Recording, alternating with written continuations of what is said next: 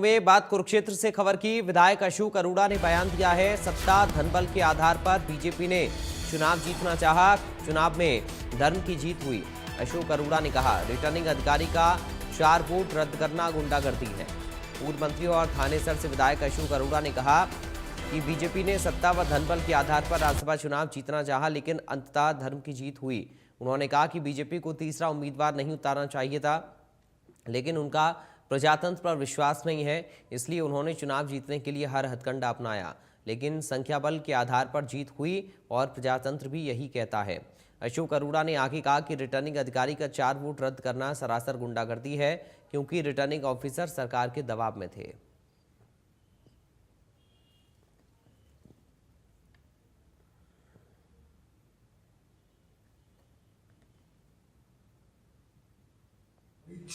राज्यसभा चुनाव में एक सीट कांग्रेस ने जीती, एक बीजेपी ने। संख्या बल भी यही थी, प्रजातंत्र भी यही कहता है कि 48 जब एमएलए बीजेपी के पास हैं और 37 कांग्रेस के पास हैं, तो उनको तीसरा उम्मीदवार नहीं उतारना चाहिए था।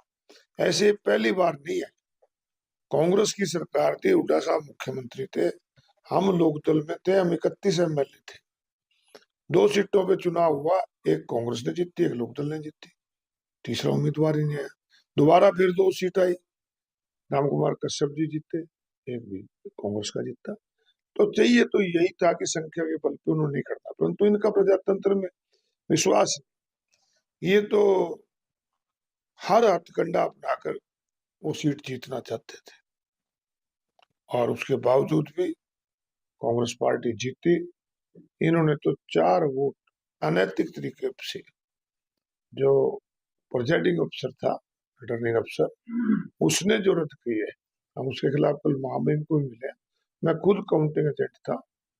उन्होंने 2 वोट्स ऐसी थी जिनको एक बार नहीं 6 बार वैलिड किया और बाद में इनवैलिड कर दी। तो इस प्रकार से सत्ता बल और धन बल से ये प्रजातंत्र को खत्म करना चाहते थे, परंतु फिर भी आखिर धर्म की जीत हुई।